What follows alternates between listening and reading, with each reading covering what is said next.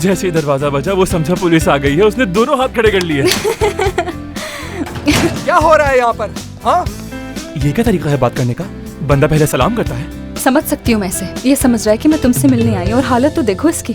तुम दोनों इतना हंस हंस के बातें क्यों कर रहे थे? हाँ, कुछ कहने से पहले सोच लिया करो थोड़ा। वो सब बातें भुलाकर यहाँ आई है और मुझे माफ कर दिया है। मुझसे और नवाल से भी कोई मसला नहीं, अब सब कुछ ठीक हो चुका है। अरे मैं तो पहले ही कह रहा था तुमसे कि तुम जिंदगी में कोई भी शर्त जीतना चाहते हो तो अनम को साथ रखना होगा। ये मेरी तारीफ कर रहा था, कुछ समझ नहीं आया मुझे। हाँ, इसने तारीफ ही की थी, बस समझना मुश्किल है। मेरा भाई, कमाल हो गया ये तो।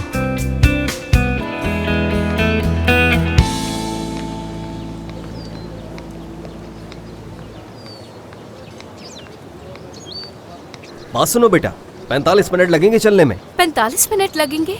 आप वहाँ बैठकर इंतजार कर लीजिए। उफ।